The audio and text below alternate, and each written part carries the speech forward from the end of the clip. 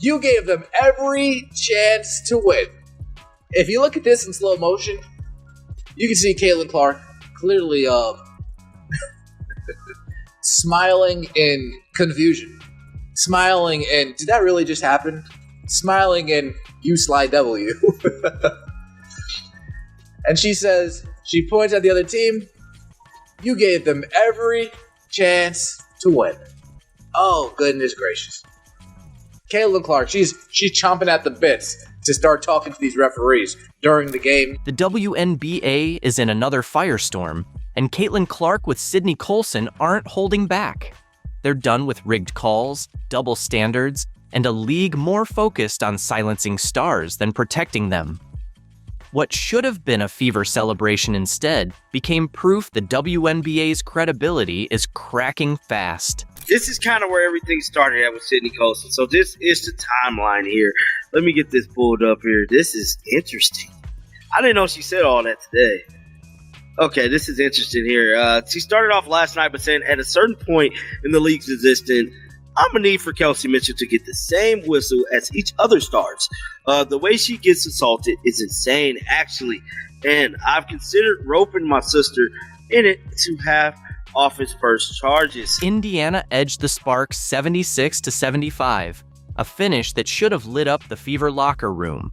Instead, the buzz wasn't about the win. It was the latest case of lopsided officiating that left players, fans, and analysts baffled. Who paying you, ref? Who you betting on? And mind you, there was some problems going on with the shot clock throughout the game. But man, there is no way. Right at the end of the game, you should be on top of it. You telling me you're not paying attention to when some hands touch that ball? Come on, man. And then to reward them with the timeout, like, fam, that's crazy work. Second quarter, Kelsey Mitchell sliced to the rim, blew past her defender, then got flat out yanked mid-drive. Not bumped, yanked. Everyone saw it, but the refs swallowed their whistles. Mitchell still finished the layup, but the damage was done, and the Fever bench erupted. There is one referee. We definitely have to check for betting slips for this guy right here. I think his name is like Agun Agazi, because it sure seemed like he did not want to let the Fever take away this win, making the last 1.9 seconds last almost 5 minutes. He was just like letting them call a reset timeout, and then he was like, no, it's a foul. But I think the worst part about that 1.9 seconds was when 0.4 seconds was left on the clock, and Kelsey Mitchell was at the free throw line. She was trying to miss on purpose because that takes time off of the clock, because if she would have made it in, they would have been able to inbound and possibly do a tip in. But this guy allowed a reset timeout. When do you allow a reset timeout with 0.4 seconds? Injured but locked in, Caitlin Clark erupted from the sideline, arms waving, yelling, "Call it!" Her fire sparked Lexi Hull, who joined in. The ref's response? A tech on Hull. So, the foul got ignored, the offender kept playing, and the teammate who protested took the hit. If that's not rigging, what is? That's what everybody saw in that game. Like, it didn't really matter what was going on. We all knew what was happening. We all knew what was happening there. And the game was being given. The game was absolutely being given to the Sparks. They were giving the Sparks every single chance possible to go and win that game. Even though realistically, did they deserve to win that game? Hell no. Hell no. They did not. And I mean that. They did not deserve to win that. The Fever weren't alone in outrage. From her couch, ACL sidelined, Sydney Colson snapped and fired off a tweet that blew up. I'll need Kelsey Mitchell to get the same whistle as other stars. The way she gets assaulted is insane, actually. And I've considered roping my sister in to press charges. But Kelsey Mitchell's whistle last night was horrific. And Kelsey drove to the basket a lot. She is the type of person that just like goes through a lot of defenders, and she wasn't getting a call. This really was not her game. She was not hitting it from the three whatsoever. but everyone is entitled to having a bad game here and there, and I think she was kind of due for one because of the tear that she's been on lately. Even Sid Colson took to Twitter to talk about it, saying, at a certain point in the league's existence, I'm gonna need Kelsey Mitchell to get the same whistle as other stars. The way she gets assaulted is insane, actually. That wasn't just a joke. Colson voiced what Fever fans have shouted for months. This isn't sloppy officiating, it's systematic targeting. Indiana gets hacked, then punished for protesting. Her furious, sarcastic tweet struck a nerve, going viral as fans said, "Finally!" Caitlin Clark chimed in too, dropping a perfect 6-word dagger. Careful, you're going to get fined. Because in the WNBA, you can get mauled on the court, but criticize refs, and you're the one hunted. Be careful, you're going to get fined. Then Sydney Colson said, I can't get no more fine. So Lynn Dunn stated, agree, I will help pay the fine. So that's what Lynn Dunn stated yesterday about the fines. And Caitlin Clark said, love it. Everyone listen to Lynn. So it's definitely a lot of exchange going back and forth there. That's crazy. Just ask Sophie Cunningham, the league's cautionary tale on speaking truth about refs. She's been fined 3 times. $500 for lip-syncing a TikTok mocking officials, $1,500 for calling out inconsistency on her podcast, and another hit for saying what everyone saw, that Paige Buchers got coddled while Fever guards like Mitchell took constant hits with no calls. Like, I love Paige to death. Do not get me wrong. I think, I think she's a hell of a player and, would love to play with her one day. But those refs were giving her every freaking whistle last night. You literally couldn't touch her. And that's so annoying to me. And if you're going to do that, then give it to our guards. I just hate the inconsistency. When whistles are player focused, that's I think that's a huge problem. But then again, I don't know what sport that doesn't exist. But she's a rookie. She shouldn't get whistles as a rookie. Here's the message. Under Kathy Engelbert, the WNBA isn't protecting players, it's fining them into silence. Call it what it is, a protection racket. Take the abuse or pay up. Colson nailed it with her reply to Clark, I can't get no more fine. Translation, she's maxed out by a corrupt system. When stars joke about bankruptcy for demanding fairness, it's no joke. This isn't one missed call, it's a season-long pattern. Fever players hacked, shoved, ignored, then punished for protesting, while Caitlin Clark, the league's biggest draw, takes the hits unprotected. And that leaves one question hanging. How long can fans keep buying in? Caitlin Clark officially done for the 2025 WNBA season, as she and the Fever announced on social media.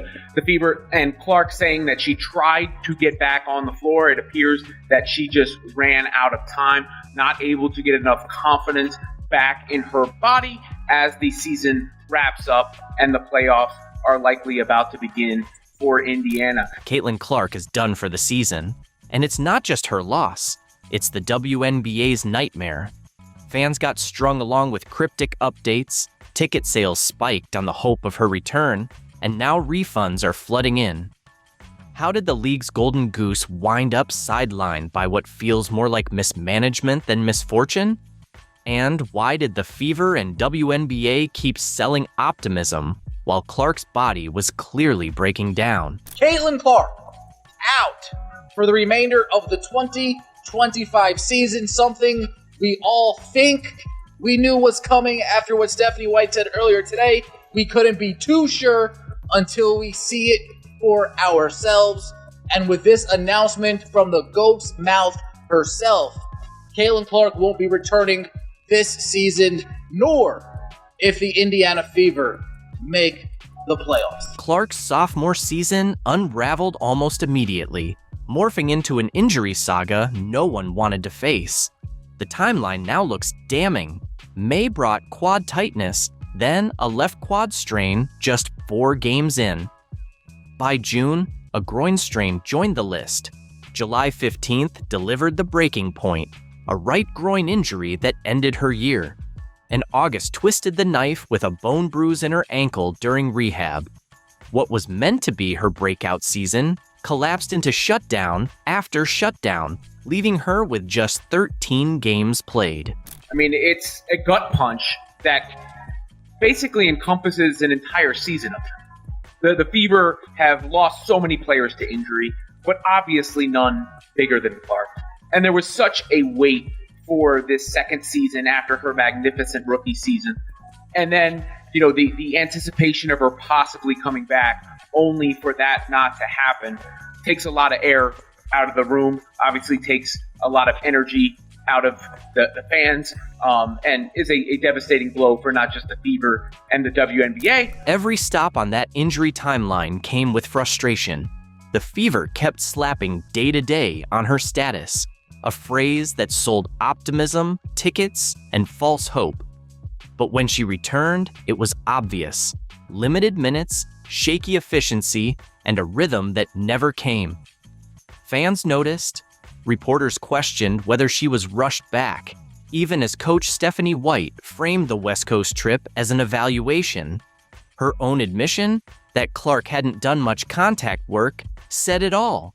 She was nowhere near 100%. Well, because Caitlin Clark fans, I want to say Fever fans, but at this point, so many of you, including myself, has lost faith in everybody involved in leadership and in management and coaching.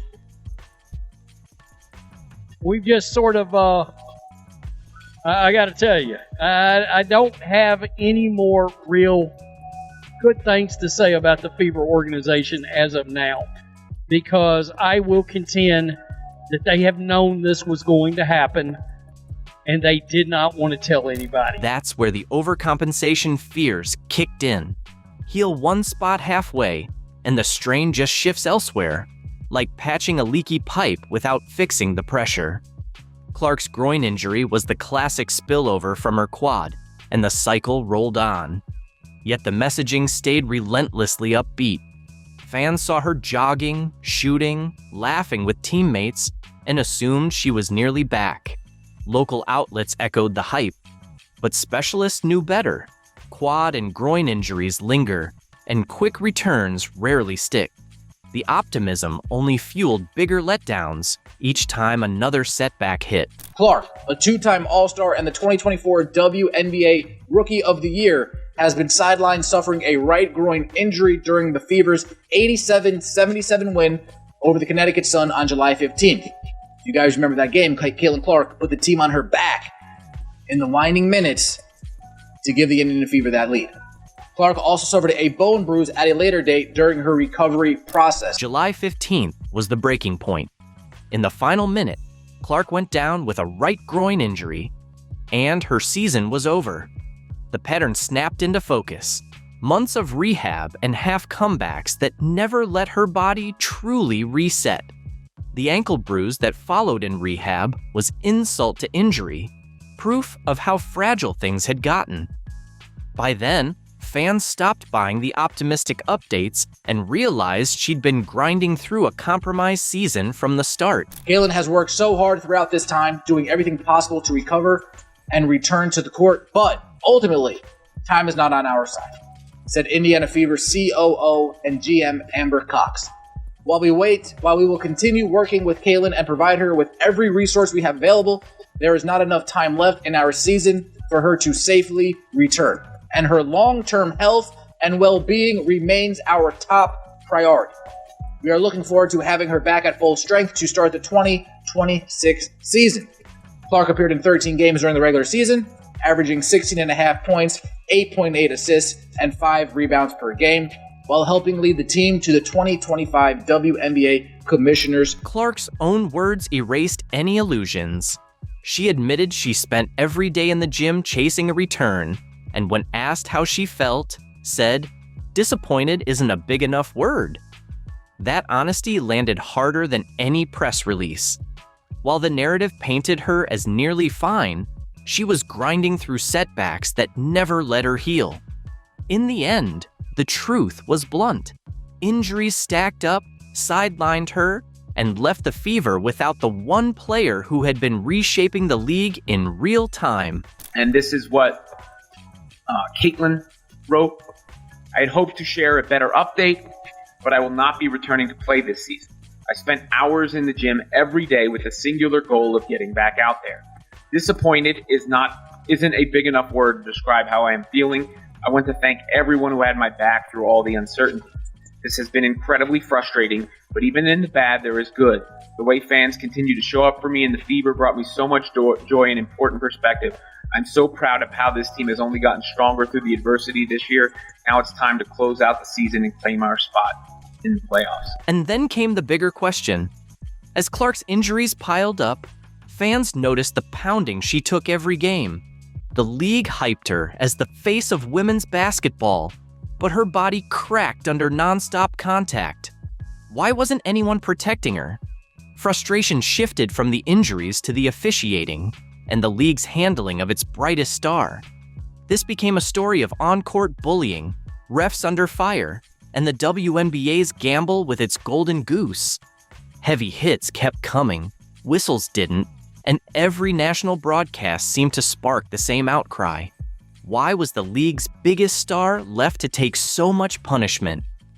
In a previous interview, you talked about struggling throughout the season. So what changed and how are you able to turn the page so that the end of the season went a lot better? Lexi Hull was on the brink of disappearing from the WNBA spotlight when 2024 began. Once a 6th overall pick and Stanford champion, she now sat buried on Christy Side's bench, watching role players pass her by. The whispers grew louder. Was Hull a future star?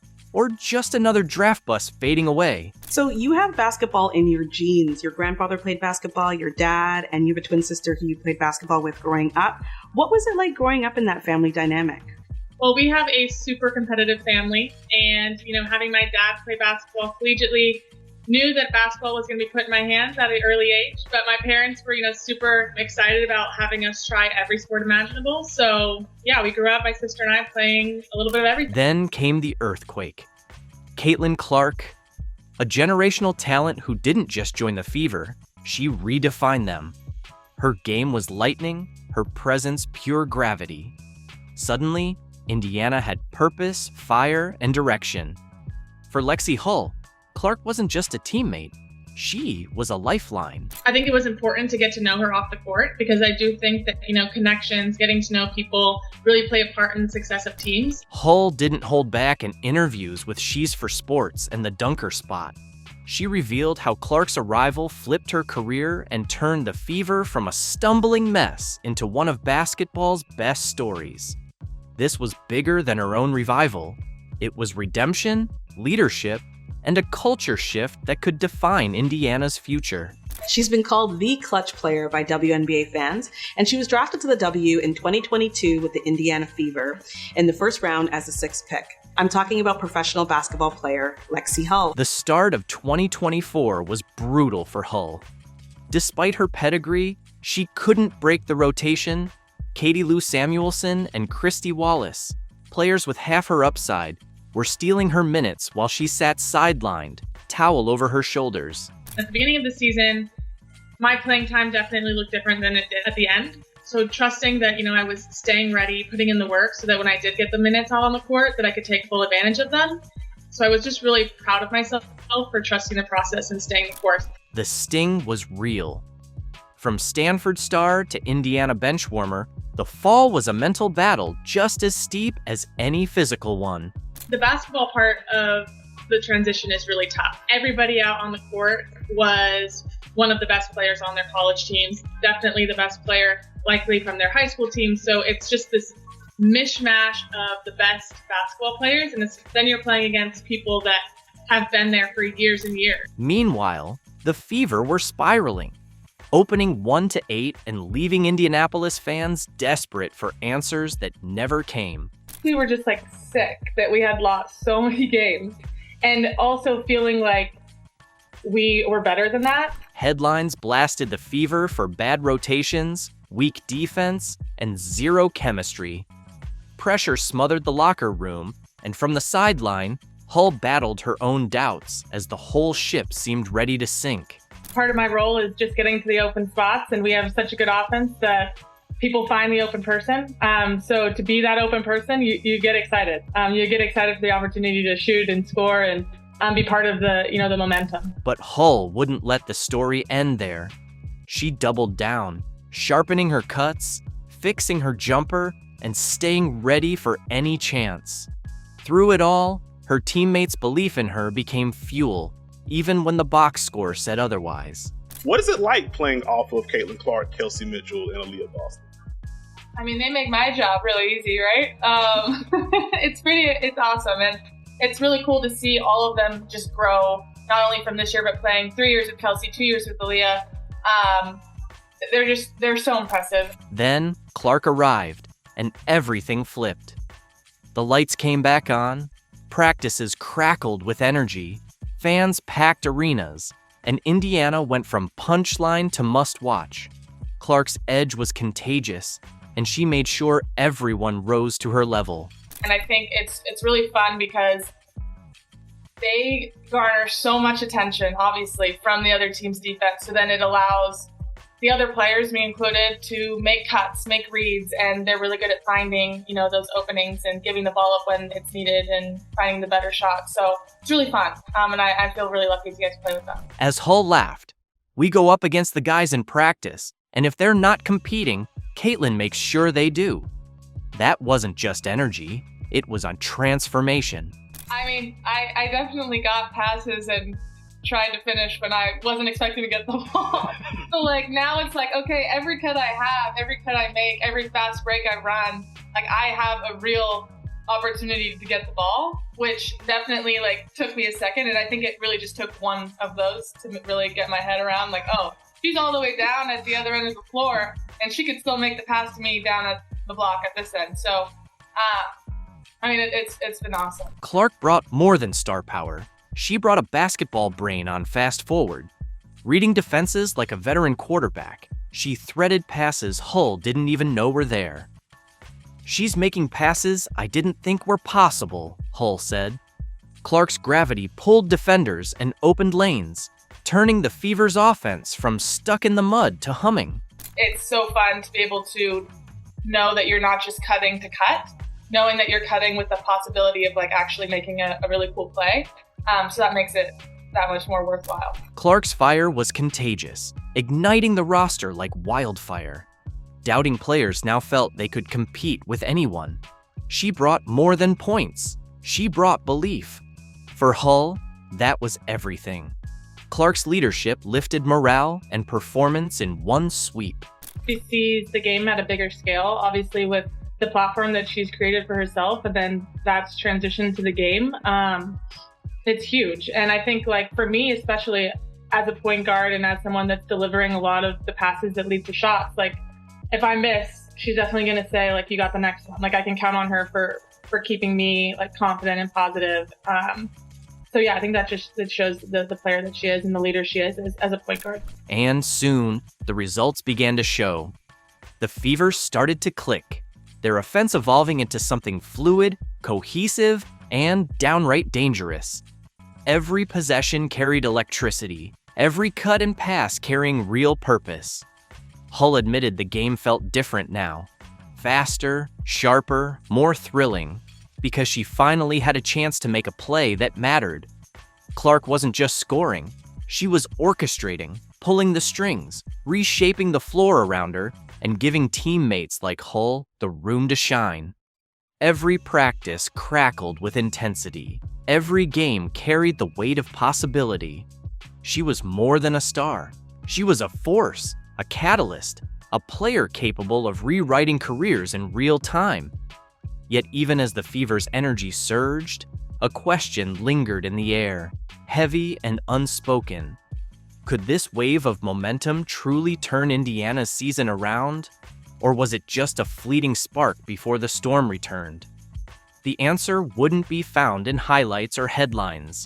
It would be forged in the relentless grind, the battles and bruises, the narrow wins and crushing losses waiting in the weeks ahead. They just announced breaking news right now. We have a logo. That is the official Caitlin Clark Nike logo. And it's not just that. I mean, this is cool. Nike has just announced that a signature product line will be dropping soon, with signature shoes coming.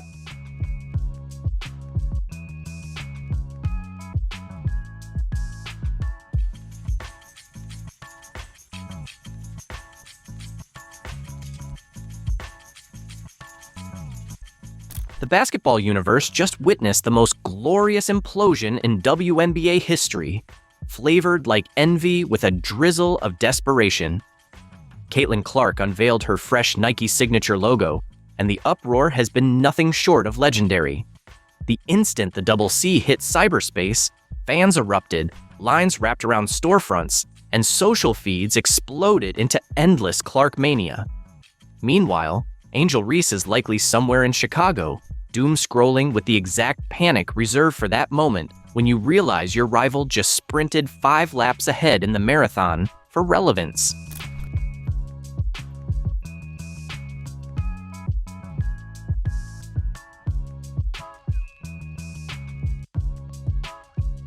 Nike didn't just hand Caitlin Clark a logo, they handed her a movement. The interlocking CC is now glowing in Times Square, plastered in ads, and breaking TikTok servers.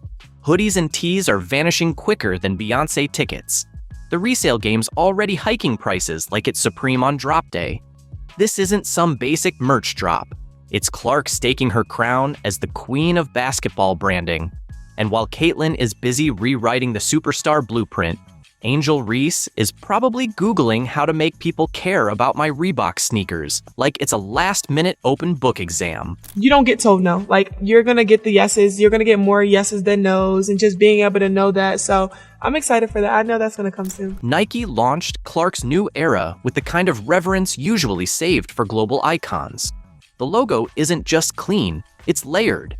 2 interlocking C's with a hidden third, symbolizing her bond with fans, her unshakable confidence, and her infinite range. That quiet genius is why Nike runs the empire while Reebok begs for scraps. And Clark isn't just scoring a logo, she's landing a full collection. Premium fits, lifestyle gear, the whole spread.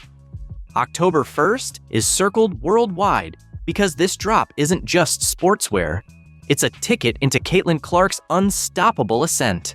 It looks really unique, I think it's very creative for Caitlin Clark to come up with something like this. And I just enjoy all of it, it's like aura. We love it! It's simple, yet it speaks a lot. I love it so much.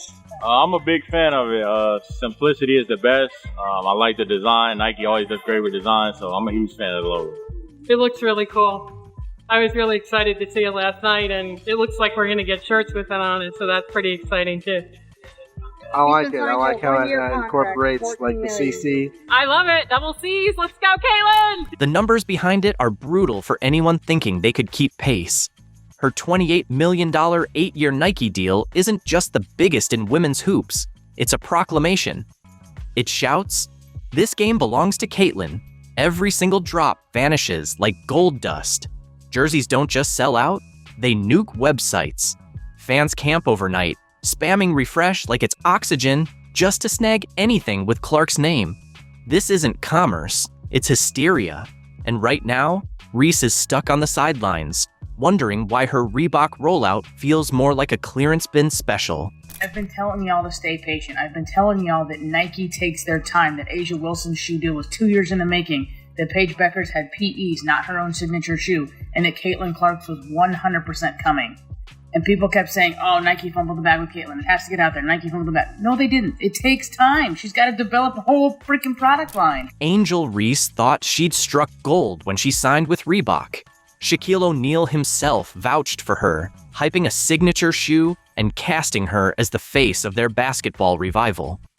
But then, Caitlin Clark reminded the world what real star power looks like. Reese pictured herself as a trailblazer, but instead, she's facing the brutal reality.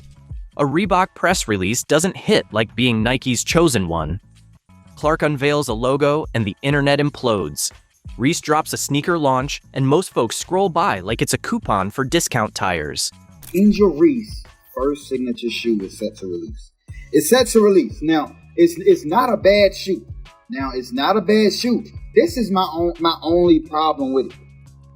The colorway. Like, I just feel like they could have had a little more fun with it. You know what I'm saying? Especially being that it's for the All-Star game. Like, why do a basic white shoe? Man, you could have did so much more to make this shoe pop. And y'all just like, nah, we just gonna do a regular white shoe. The receipts are savage. Caitlin Clark's jerseys rank second in all of basketball. Let me repeat, all of basketball. She's outselling LeBron James, Luka Doncic, and Anthony Edwards. Her draft day jersey, fastest selling in any sport, wiped out in under an hour. Meanwhile, Angel Reese's merch is so forgettable, you could probably stroll in today and find racks still collecting dust. No frenzy, no resale hustle, no stampede, just a cold reminder that hype without substance doesn't sell. Angel Reese is now quoted as saying, "I'll look back in 20 years and be like, yeah, the reason why we're watching women's basketball is not just because of one person." She refuses to say Caitlin Clark's name. It's because of me too, and I want you to realize that. Nike calls Clark's logo a mirror of her limitless range, and it fits. She's not just stretching defenses, she's stretching the boundaries of women's basketball both commercially and culturally. She's rewriting the entire script of superstardom. Every glance at those interlocking C's isn't just branding, it's authority. Meanwhile, Angel Reese is out here pushing an AR Halo logo that sounds more like downloadable content than cultural impact. Sweetie, if your brand needs a halo, it's probably because your career's flatlining and you're banking on divine intervention to keep the pulse going. Caitlin Clark is simply the talk of the internet today. Her and Taylor Swift broke the damn internet. Yes, bro. And for all the people that was hitting me up about Caitlin Clark's signature logo, somebody said it looked like Chanel. I said it looked like Gucci. But whatever it is a luxury sports brand. I can't think of very many luxury sports brands. Guys, do you, like, I'm a fashion guy.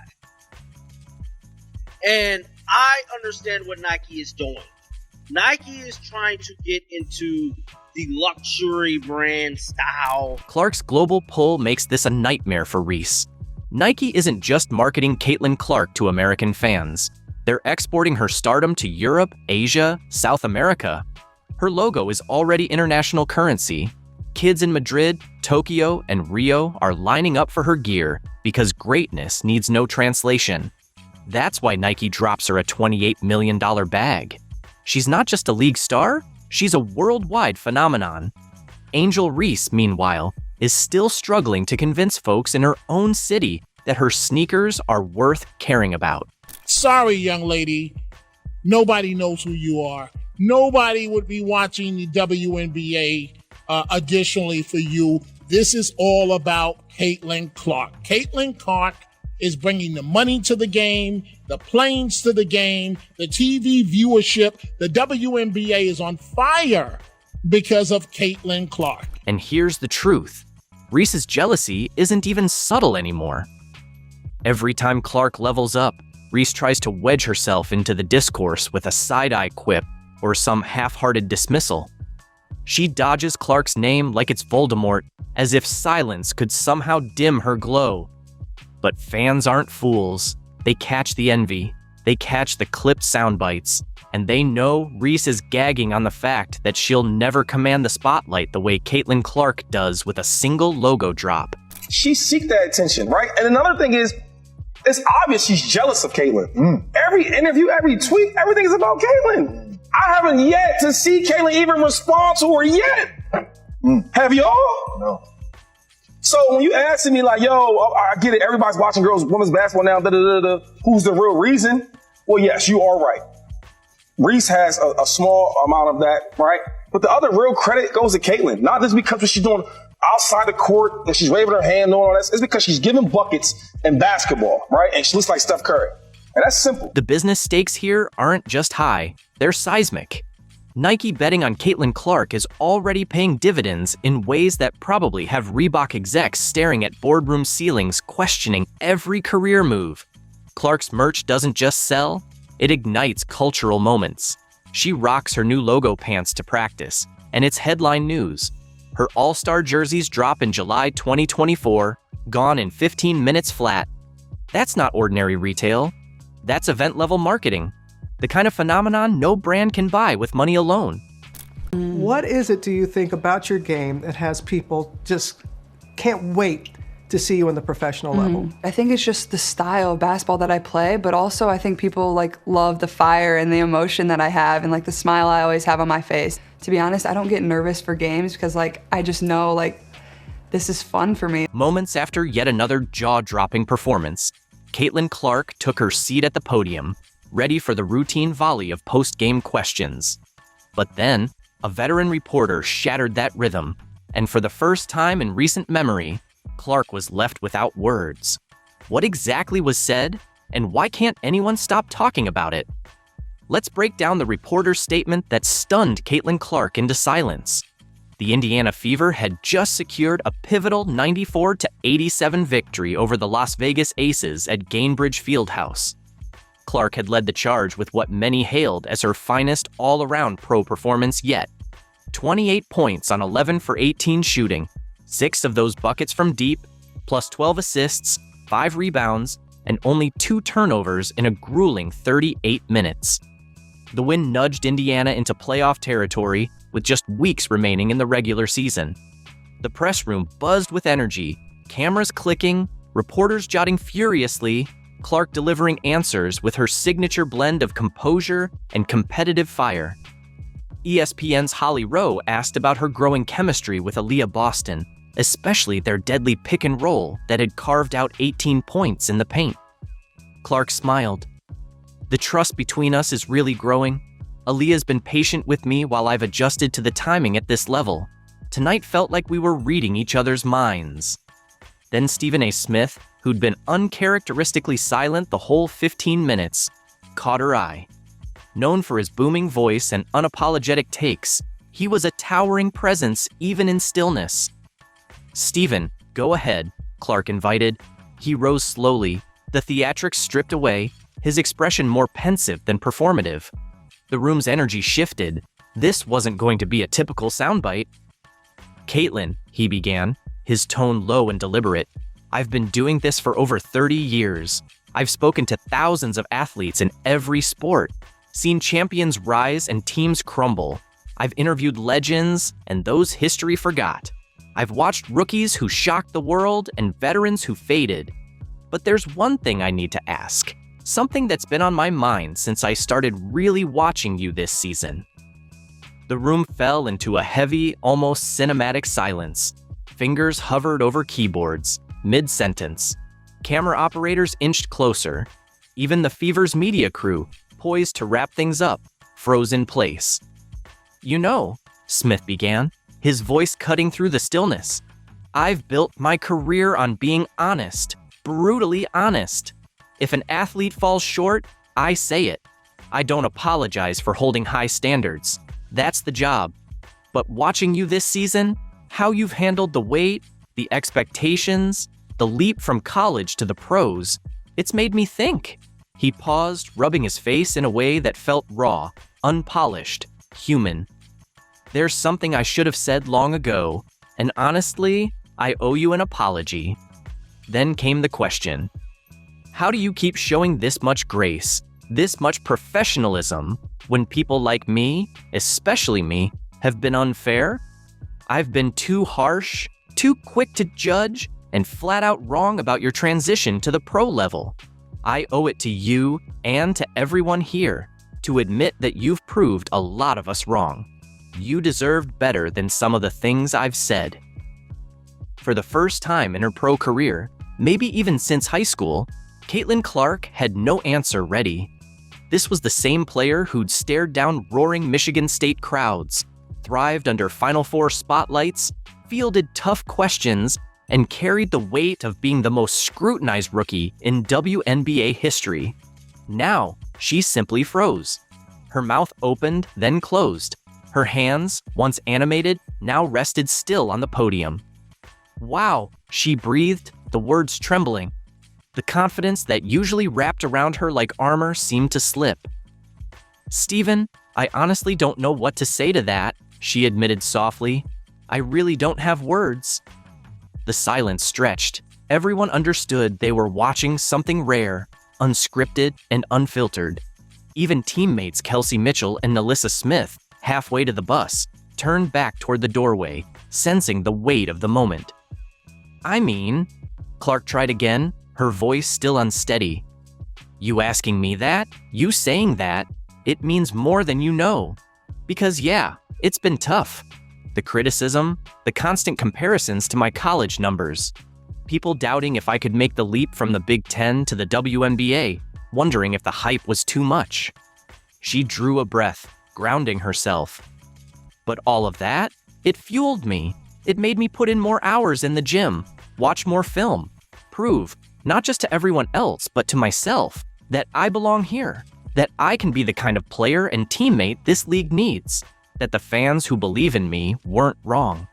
Her eyes lifted, voice steady now. "And hearing you say that, hearing you admit maybe some of it wasn't fair, it's overwhelming, but in the best possible way."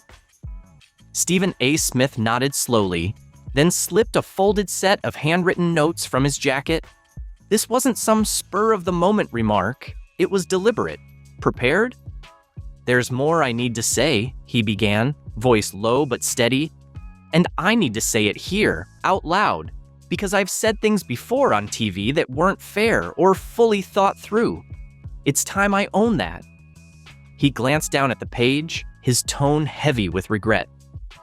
3 months ago, on First Take, I called you overhyped. I said the buzz around you was just media spin, especially from ESPN, to boost ratings. I claimed you needed to get through a full WNBA season before earning this kind of spotlight. I questioned whether you were strong enough, fast enough for the pros. I even said your college success didn't guarantee anything here. And while there's a grain of truth in wanting to see a full body of work, the way I said it erased everything you'd already accomplished. At the back of the room, Caitlin's teammates, Aaliyah Boston and Erica Wheeler, had appeared, watching intently as the moment unfolded under the glare of the sports media. "But here's what I've learned since then," Smith continued, his voice now gaining strength. "You're averaging 19.5 points and 8.4 assists in your rookie year. For perspective, Diana Taurasi had 17 points and 4.4 assists in her first season. Sue Bird, 14.4 points, 5.9 assists. You're delivering one of the greatest rookie seasons we've ever seen." He lifted his eyes to meet Clark's, and in that steady gaze there was no performance, only sincerity. "But numbers aren't the whole story. You've brought more attention to women's basketball than we've seen in decades, maybe ever. League attendance is up 48% when your team's on the road. TV ratings for Fever games have tripled. Your jersey sales have jumped over 200%. And beyond all of that, it's the way you lead, the way you credit your teammates, the way you handle pressure, the way you raise the game of everyone around you." His voice grew thick, words almost catching. "I was wrong about you, Caitlin. Wrong to doubt if you were ready. Wrong to question if you deserved the attention. I judged you by an outdated standard and failed to see what was right in front of me. You're not just a great rookie. You're changing the game for women's basketball. And for that, I owe you, the league, and my audience an apology." The press room seemed to ignite. Camera shutters clicked furiously, reporters typing as fast as their fingers would move, each trying to capture the moment. Holly Rowe, no stranger to emotional scenes, dabbed at her eyes even as she kept scribbling notes. Adrian Wojnarowski, usually the definition of composure, raised his phone to record. He knew history was happening here. Sue Bird, present as an ESPN analyst, stood and began to clap. The sound spread, first the ESPN crew, then other journalists, then Fever staff in the back. Aaliyah Boston stepped forward to the podium, laying a steadying hand on Clark's shoulder. It was a quiet, wordless show of solidarity, and it seemed to anchor Clark in the middle of a moment she would never forget. Then Caitlin spoke, her voice steady now. "Stephen," she began, "you don't need to apologize to me. Sports media is supposed to challenge us. It's supposed to be tough, to hold athletes accountable, to ask hard questions. What matters is that you're willing to rethink your position when new facts come along. That takes real strength and honesty. Her gaze swept across the room, locking eyes with reporters, some of whom had been openly critical of her rocky start in the pros. And honestly, she continued, that criticism helped me. It pushed me.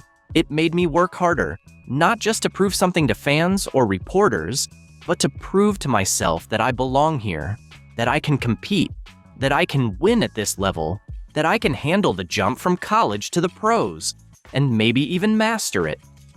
The conversation shifted. Adrian Wojnarowski, still recording from his seat, raised a hand.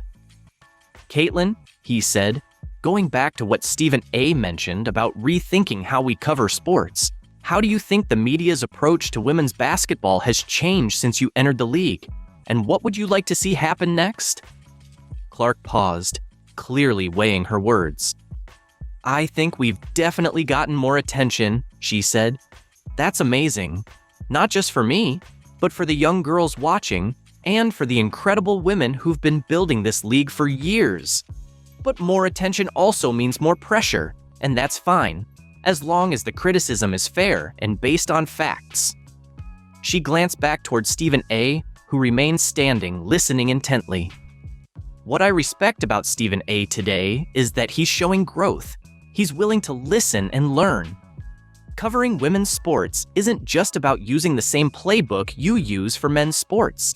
This is something different, something meaningful, and it needs to be understood in its own context, with all the unique challenges and opportunities that come with being a woman playing pro basketball in 2025.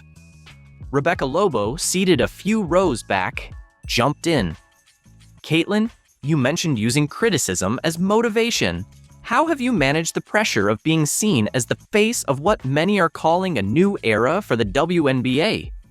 Clark smiled, her confidence now fully back. That's the thing, she said. I never planned to be the face of anything. And then, just when it seemed the most surprising moment of the day had passed, Stephen A. reached once more into his jacket. This time, he pulled out a small, well-worn piece of paper, its edges soft from being folded and unfolded countless times. Caitlin, he said, his voice quieter now, there's one more thing. The most important thing I came here to share. My daughter plays basketball for her middle school team in New York. She's followed your journey since your junior year at Iowa. And a while back, she asked me to give you something if I ever got the chance to meet you. He rose from his seat, walked to the podium, and placed the folded paper in Clark's hands. She wrote you a letter a few months ago, back when I was being pretty critical about your start in the pros, he said. She made me promise I'd give it to you if I ever met you in person. I've been carrying it to games ever since, just waiting for the right time. Clark accepted the letter with a look of genuine appreciation. She unfolded it slowly, almost reverently, as if she sensed it was more than a typical fan note. Her expression shifted as she read, first curious, then surprised, and finally deeply moved. Her eyes widened, then narrowed as she lingered on certain lines. A warm smile spread across her face, and for a moment it seemed she might tear up. Would you mind if I read part of this out loud? She asked. Smith gave an immediate, encouraging nod. I think this is something everyone should hear, Clark said, clearing her throat before reading in a voice that carried both joy and emotion. By the time she finished, the room was filled with laughter, louder than before, and even a few reporters clapped at Maya's unfiltered, heartfelt words about her dad's basketball opinions. She's definitely not wrong about that last part, Smith quipped, grinning. The room broke into another wave of laughter, the atmosphere now lighter and warmer, transforming the moment from a tense sports media exchange into something far more human, funny, genuine, and unexpectedly touching. So, what's your take on the reporter's unexpected statement that left Caitlin Clark speechless? Share your thoughts in the comments below, and don't forget to like and subscribe.